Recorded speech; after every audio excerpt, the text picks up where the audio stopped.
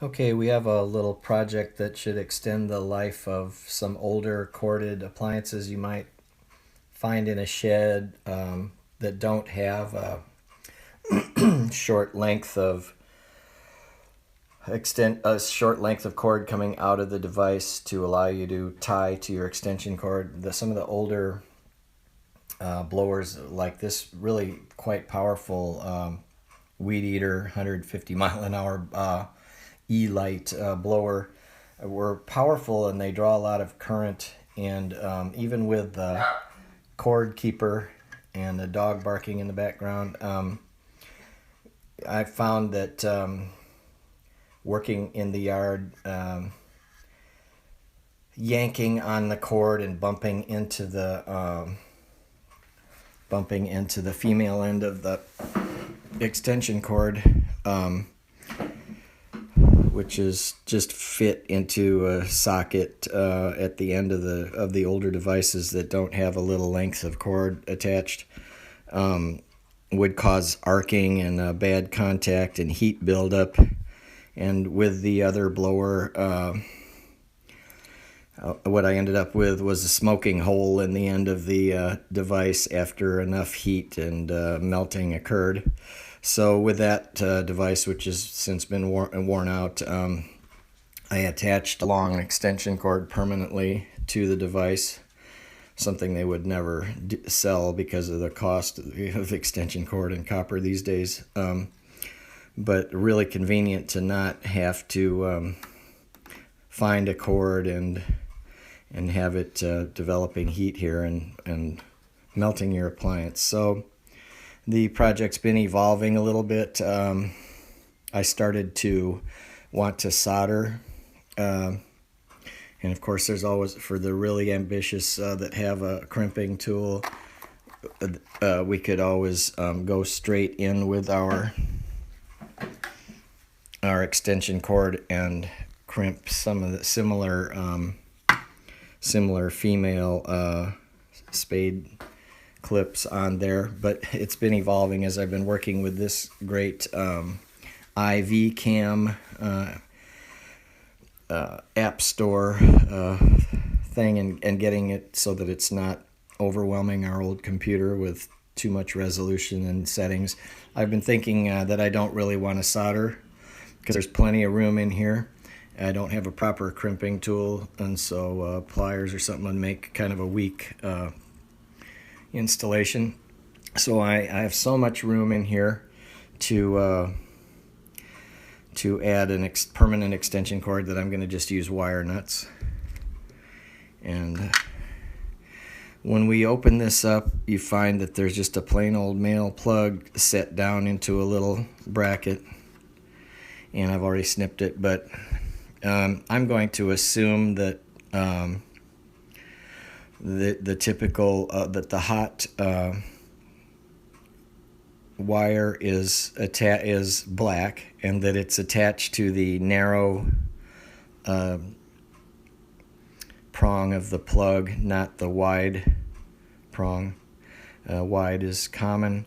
I'm just going to assume that, but it's not really going to matter because this is a totally plastic encased device. They don't even ground it because the outside is not conductive at all. And in fact, I'm not gonna. I just snipped off the green ground wire here just to get it out of my way, and I'm gonna just use the hot and common. And you know, this is a weird plug buried inside an appliance, and it may be that the narrow prong does not go to black and it is not hot, and I'm all wrong and it's backwards. But this isn't going to matter because of the plastic outsides, and we're not going to have an issue. But if you do something like what I've done with the dishwasher, which is add a cord, I'm doing the opposite with the dishwasher. Instead of having it permanently attached to power like I'm doing here, I got tired of pulling the dishwasher out for repairs or to look behind, and having it hardwired into the house wiring, into the little junction box underneath the the dishwasher and having too short a cord to get it out as far as I want. And so I actually just put a standard plug on my dishwasher so I can unplug it. And if in that case, you would absolutely want to make sure that you do not, especially if you have some weird plug that you end up adding to make your dishwasher a plug-in appliance, you do not want to mess around and not know whether the common or hot are possibly switched around, because the outside of the metal case of a dishwasher contacting you when it's hooked to hot is so bad that you but in this case we're just going to make an assumption that we carry on with the black extension cord hot wire to the black, which will enter the switch and then power the motor through the red wire. And here's the common, which will go to white. We're going to use wire nuts, and what we've got so much work in here. I mean, it's just funny to take apart an electric appliance compared to a gas one, because there's usually just a lot of spare space in there, because you can have some compact power with an electric motor. It's just finding enough power to run it. Maybe they'll need a new generation that goes past to have. But anyway, when you've got plenty of house power available, you have just this tiny little thing doing all that work, and it's a pretty impressive little blower.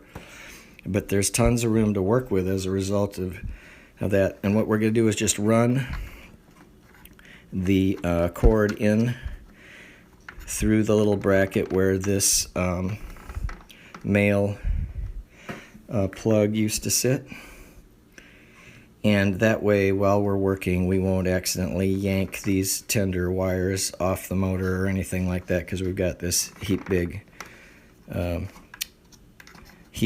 knot in this 14 gauge, kind of a nice 100-foot cord here, not a 16 gauge, but a 14 gauge should help keep this cool. It's got plenty of cooling air. It sucks cooling air, and you're blowing both cooling air that comes in here, and they've got another vent at the bottom, so you get a lot of air going past the motor. But we've got a 14 gauge cord, and that'll really guarantee that we don't have overheating because of low voltage coming through maybe a 16 gauge cord. So we're hoping this will last a lot longer, and we won't have a melted hole in the end like we did with an earlier blower.